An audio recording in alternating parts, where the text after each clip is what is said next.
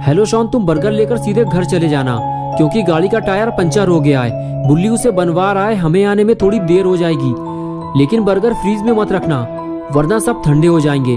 तुम्हें अपना खाना हो तो खा लेना, मेरा और बुल्ली का छोड़ देना। शॉन बोला, हाँ ठीक है गुल्ली, मैं बर्गर लेकर घर जा रहा हूँ, लेकिन ज्यादा देर मत करना वरना एक भी बर्गर बचेगा नहीं। तुम्हें पता है ना कि शॉन कितना बड़ा चटोरा है। बर्गर मेरे सामने रहेंगे तो मैं अपने आप को ज्यादा देर तक रोक नहीं पाऊंगा, समझ गया ना तुम। गुल्ली शॉन से बात कर ही रहा था कि तभी बुल्ली आ गया और कहने लगा, चलो गुल्ली काम हो गया है। शॉन का फोन है क्या? गुल्ली बोला, हाँ बर्गर मिल गए हैं उसे, वो घर लेकर जा रहा है। बुल्ली ने कहा, गुल्ली तुम उससे कह दो स्कूटर चलाते हुए बात मत करो, एक्सीडेंट बहुत होते हैं इससे, और मौसम भी कुछ ठीक नहीं लग रहा है, जितने जल्दी हो सके घर चले जाओ। बुल्ली ने जो कुछ भी गुल्ली से कहा गुल्ली ने शॉन से बता दिया। लेकिन शॉन बोला, गुल्ली तुम डरो मत, मैं सालों से स्कूटर चला रहा हूँ, मुझे कुछ नहीं होगा। और तभी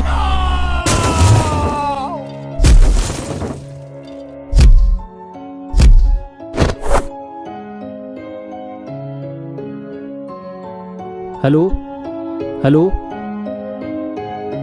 ये क्या हुआ? शॉन का फोन अचानक से स्विच ऑफ हो गया, बैटरी चली गई होगी उसकी। चलो गुल्ली, शॉन के आने से पहले हमें घर पहुंचना होगा वरना हमारे बर्गर खतरे में पड़ जाएंगे। और फिर गुल्ली और बुल्ली दोनों अपनी गाड़ी की तरफ जाने लगे। गुल्ली बोला, मुझे लगता है बुल्ली कहीं शॉन ने अपना फोन तो नहीं गिरा दिया। बुल्ली ने कहा, हाँ हो सकता है गुल्ली, गाड़ी चलाते हुए बात करोगे तो ये तो होगा ही, मैंने मना तो किया था उससे। और इस तरह बातें करते हुए गुल्ली बुल्ली अपनी जीप लेकर वहां से चले गए। और इधर घंटों तक शॉन वहीं बेहोश पड़ा रहा और रात हो गई। और कुछ देर बाद जब बारिश की ठंडी बूंदें शॉन पर गिरी तब शॉन को होश आया और उसने चारों तरफ देखना शुरू किया कि वो तेज बारिश में कहाँ फंस गया है। तब शॉन को याद आया कि उसका एक्सीडेंट हुआ था, लेकिन वो तो दिन में हुआ था और अब रात हो चुकी है। इसका मतलब ये है कि मुझे यहाँ पड़े हुए कई घंटे हो चुके हैं। शॉन उठकर खड़ा हुआ तो उसे पता चला कि उसके पैर में तेज दर्द हो रहा है, उसे पैर में चोट लगी है, उसे किसी को मदद के लिए बुलाना होगा। लेकिन यहाँ आसपास तो कोई नहीं है। अगर शॉन को गुल्ली और बुल्ली की मदद चाहिए तो उसे अपना फोन ढूंढना होगा। और शॉन अपना फोन ढूंढने निकल पड़ा। अरे बाप रे, यहाँ तो इतनी बड़ी बड़ी झाड़ियाँ उगी हुई हैं, यहाँ मुझे फोन मिलेगा कैसे? चारों तरफ तो जंगल है, पता नहीं मेरा फोन हाथ से छूटकर कहाँ चला गया। काश मैंने गुल्ली की बात मान ली होती तो ऐसा नहीं होता। लगता है आज की रात मुझे इस जंगल में गुजारनी होगी, वो भी अकेले। गुल्ली बुल्ली भी मेरी मदद नहीं कर पाएंगे क्योंकि उन्हें पता ही नहीं है कि मैं कहाँ हूँ। और अपना ये स्कूटर भी टेढ़ा मेढ़ा हो गया है, अब मैं घर कैसे जाऊँगा? अरे रुको रुको, तुम ही मेरी आखिरी उम्मीद हो, रुक जाओ, मेरी मदद करो, मेरा एक्सीडेंट हो गया है, मुझे घर तक छोड़ दो, मैं तुम्हें पैसे दे दूंगा, रुक जाओ। अरे यार, कोई भी मेरी मदद करने को तैयार नहीं है और हम हर वक्त दूसरों की मदद करने को तैयार रहते हैं। आज मुझे पता चला है कि ये दुनिया कितनी मतलबी है। अब मैं किसी से मदद नहीं मांगूंगा, बस बैठकर इंतजार करूंगा। मुझे यकीन है कि गुल्ली बुल्ली मुझे ढूंढने जरूर आएंगे और ये सब इस मनुष्य गाड़ी की वजह से हुआ है। अगर ये यहाँ पर नहीं होती तो इस वक्त मैं घर पर बर्गर खाकर गेम खेल रहा होता। लेकिन अब कर भी क्या सकते हैं, जो होना था वो तो अब हो चुका और अब मैं और ज्यादा देर तक खड़ा नहीं रह सकता। मैं तो ऐसे डर रहा हूँ जैसे मेरे आसपास कोई डरावनी चीज मौजूद हो। अरे ये क्या है? ये तो किसी इंसान का सड़ा हुआ हाथ है, कोई गाड़ी के नीचे दबकर मर चुका है। ये जगह कुछ ठीक नहीं लग रही, मुझे यहाँ से निकल लेना चाहिए। लगता है यहाँ पर इससे पहले भी भयानक एक्सीडेंट हो चुके हैं। अच्छा हुआ मेरी जान बच गई। अब मैं गाड़ी चलाते हुए कभी फ़ोन पर बात नहीं करूँगा। लेकिन अब बारिश की वजह से मुझे ठंड लगने लगी है और अब मैं और नहीं चल सकता। मेरा दर्द भी बढ़ता जा रहा है, मुझे आराम की ज़रूरत है।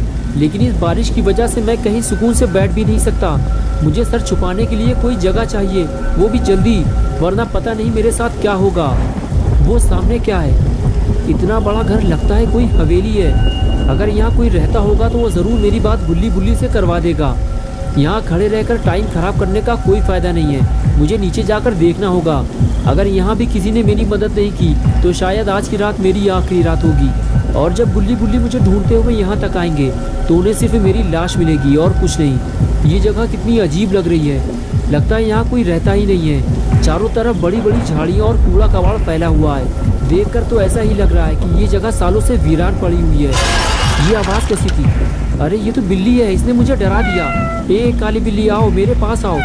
तुम्हें पता है ना कि शॉन जानवरों से कितना प्यार करता है। अरे तुम तो डर कर भाग गई, मैं तुम्हें कोई नुकसान नहीं पहुंचाऊंगा। इस वक्त मेरे पास कोई खाना नहीं है, वरना मैं तुम्हें दे देता। अरे मेरे बर्गर्स, मेरे बर्गर का बैग भी खो गया। मैं तो भूल ही गया था कि मेरे पास बर्गर भी थे, लेकिन वो जहाँ भी पड़े होंगे भीग कर खराब हो चुके होंगे। अब उन्हें ढूंढने का कोई फायदा नहीं है। चलो पहले जिस काम के लिए आया था उसे पूरा कर लूँ पहले।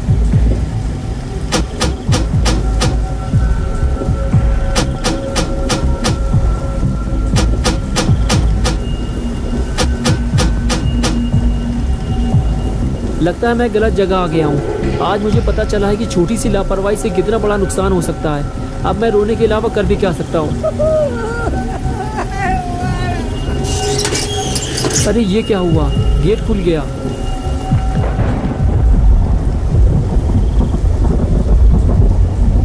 क्या मैं अंदर आ सकता हूँ? क्या मैं अंदर आ सकता हूँ? कोई बोल क्यों नहीं रहा है? मैं अंदर आ रहा हूँ। ये क्या है? ये तो कोई वीरान पुरानी हवेली लग रही है। इसे देखकर तो लगता ही नहीं है कि यहाँ सालों से कोई रहता भी होगा।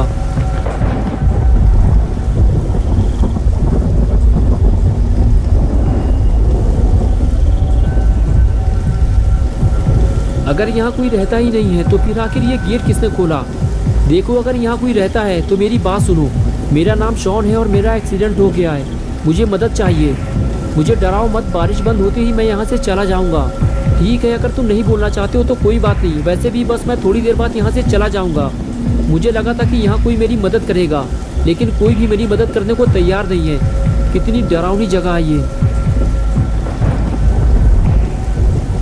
बस कोई भूत न मिल जाए मुझे, वरना मेरी हालत ख़राब हो जाएगी। इसलिए मैंने गेट खुला छोड़ दिया है। अगर कोई भूत मिल गया मुझे तो मैं फ़ौरन यहाँ से भाग जाऊँगा। लेकिन लगता है मैं कुछ ज़्यादा ही डर रहा हूँ। मुझे अपने डर पर काबू रखना होगा, क्योंकि मेरे पास इस हवेली में रुकने के अलावा और कोई रास्ता भी नहीं है। जो भी हो, लेकिन मुझे बारिश से बचने की जगह तो मिल गई। क्या बात है, लगता है किसी ने पहले से ही मेरे लिए बैठने और आग जलाने का पूरा इंतज़ाम कर रखा है। छोटा लाइटर तो मेरे पास पहले से ही है। चलो सबसे पहले मैं आग जला लेता हूँ। और ये लो, जल गई मेरी आग।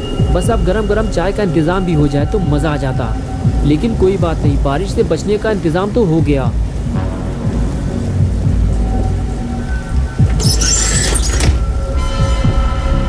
ये कैसी आवाज़ है? कौन है वहाँ पे?